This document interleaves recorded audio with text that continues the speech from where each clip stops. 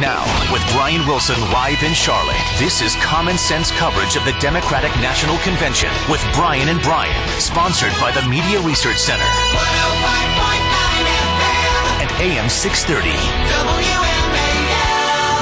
Good morning again, everybody. It's Brian Wilson from Charlotte, North Carolina at the Time Warner Cable Arena. Brian Neiman back in studio in D.C., and you're also joined here by HotAir.com's Mary Catherine Ham. Good morning. Everybody doing okay? Fantastic. Getting better every day. All right, so now I had this goal that I wanted to try to catch up some members of the D.C. delegation, right? I was looking to get a hold of Mayor Gray or Delegate Eleanor Holmes Norton to see how they were seeing their time here in Charlotte as delegates of the Democratic Convention. But a bonus, I got Marion Barry. So yesterday, Heather and I went out to his hotel where he's staying out in the suburbs around Charlotte, and we were invited up to the Marion Barry Suite on the 6th floor of the Hilton Garden Inn Hotel. And here's a little bit what was on Marion Barry's mind. Councilman Barry, how do you think it's going so far? I think it's going extremely well. I have been to almost every convention except one since 1964. And so my most exciting one was Jesse Jackson when he asked me to nominate him for president. But all the speakers have just been fantastic. Sort of contrasting Obama, his administration, with Matt Romney. The contrast is so large that there's no question that Obama has been far in front of all these major issues. All right. How has Obama been for the district?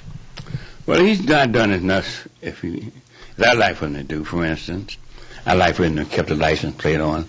It's just a symbol of on the limo. No, and also I like for the Obama people to have supported statehood and the plank.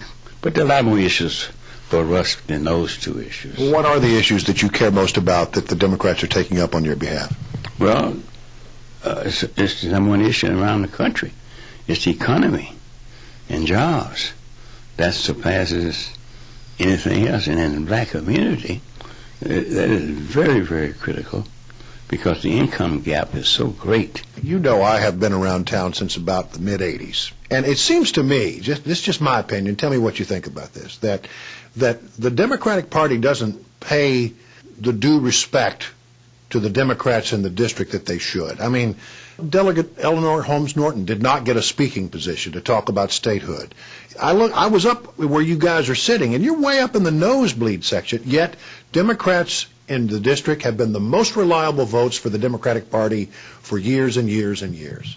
You're absolutely right. It's not fair, not good.